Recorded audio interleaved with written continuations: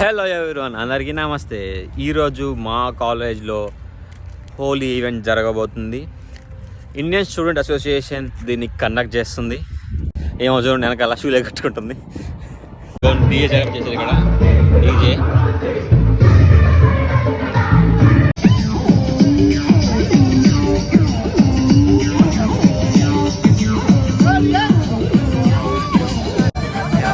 వద్దని కొట్టారయ్యా.